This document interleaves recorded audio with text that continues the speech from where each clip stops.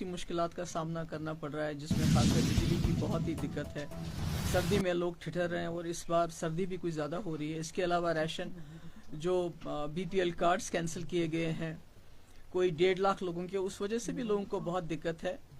हमने एक बार मुफ्ती मोहम्मद सईद साहब की एक स्कीम इंट्रोड्यूस की थी, जिससे जो है लोगों को एक्स्ट्रा राशन मिलता था। बड़ी मुश्किल होती है लोगों को, मगर उससे भी जो ज़्यादा ज़रूरी बात मैं आज करना चाहती हूँ, मैं गुजारिश करना चाहती हूँ उमर अब्दुल्ला साहब से कि वो इन बातों की तरफ ध्यान दे। एक तो ये है कि हमारी ज़मीन, हमारी जो हमारी रीढ़ की हड्डी मुश्किल हालात में रही है, वो रहे हमारा हॉर्टिकल्चर।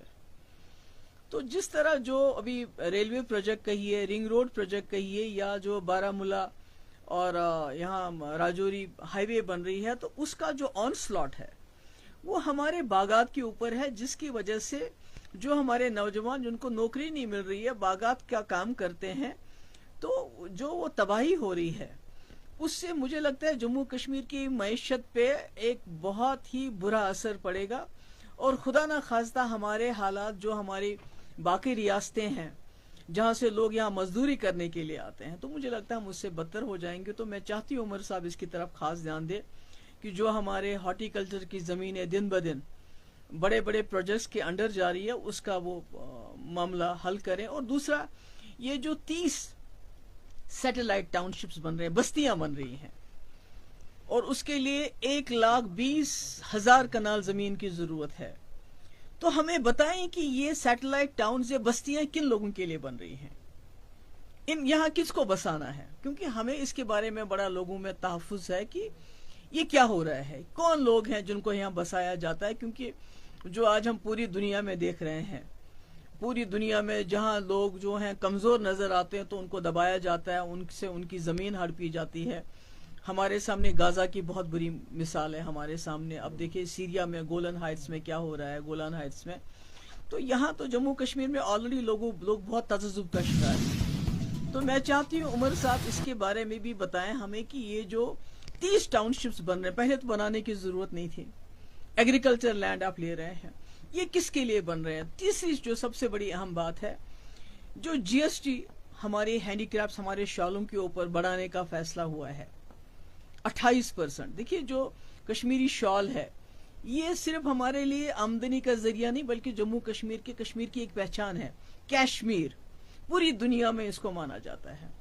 तो आपको याद होगा जब पहले बीजेपी की सरकार थी, उमर साहब तब मिनिस्टर थे और मेनका गांधी जी उस वक्त भी वजीर थी, तो उनके कहने पे उमर साहब ने शाहतूस पे यहाँ बैन लगाया।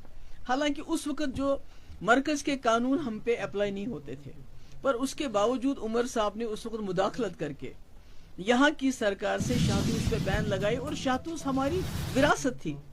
तो कहीं ना कहीं उससे भी बहुत नुकसान हो गया, खासकर जो हमारी औरतें, हमारी बहनें शाहतूस काटती थी, उनका बड़ा नुकसान हो। और आज शॉल जो कश्मीर की शिनाख्त है, कश्मीर का सरमाया है, तो आज जब आप जीएसटी बढ़ाते हैं 28%, तो उससे ये जो हमारी सनत है, खुदा ना खास्ता ये खुद ही मर जाएगी। जैसे हॉर्टिकल्चर की जमीनों को पे ये जो डेवलपमेंट वर्क्स करके रेलवे लाइन हो, रिंग रोड है, दूसरा करके उसको खत्म करने की कोशिश हो रही है।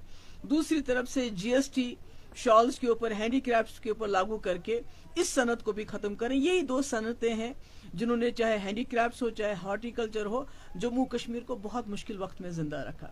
तो मेरी बहुत मोहतबाना गुजारिश है उमर साहब से कि ये हमारा सरमाया है। आपके पास ये खुद 50 MLA, एक मेजॉरिटी है, आपके पास 3 मेंबर पार्लियामेंट है लद्दाख को लेके। तो मेहरबानी करके खुदा के लिए हमें बताइए सैटेलाइट टाउन्स में किन को बसा रहे हैं। हमें बताइए कि हमारे जो हमारी हॉर्टिकल्चर की सनत है, उसको बचाने के लिए क्या कर रहे हैं। ये जो जीएसटी 28% की बात हो रही है, इस सनत को शाहतूस तो खत्म कर दिया, इस सनत को बचाने के लिए आप क्या कर रहे हैं, हमें बता दें, ताकि जम्मू कश्मीर के लोग जो इसको बहुत ही तज़ब्ज़ुब का शिकार हो गए हैं, हमारे पास है ही क्या, बचा ही क्या है। अगर हमारा हॉर्टिकल्चर भी खत्म हो जाता है, हमारे हैंडीक्राफ्ट्स भी खत्म हो जाता है, तो फिर हम सिर्फ टूरिज्म के ऊपर, और शायद कहीं ना कहीं मरकजी सरकार चाहती है कि जम्मू कश्मीर के लोगों की जो अपनी इनके हाथ में जो है, चाहे वो हॉर्टिकल्चर है, چاہے ہمارے ہاتھ میں جو ہینڈی کرافٹس ہے اس کو ختم کر کے جموں کشمیر کے لوگوں کو صرف ٹورزم پہ نربھر کریں، اس پہ ڈیپینڈنٹ کریں، تاکہ جب وہ چاہے ٹورسٹ بھیجے، جب وہ چاہے، تاکہ خدا نہ خواستہ جو جموں کشمیر جو ہمارے باقی سٹیٹس کے مقابلے میں اللہ تعالیٰ نے ہمیں رزق، ہمیں زمین، ہمیں سر پہ چھت دی ہے، کہیں خدا نہ خواستہ ہم بھی اللہ تعالیٰ نہ کرے بکھاری نہ بن جائے. تو مجھے امید ہے کہ عمر صاحب اس کی طرف خاص توجہ دیں گے اور ان سارے جو لوگوں کے دل میں خدشات ہیں ان کو دور کریں گے. Thank you.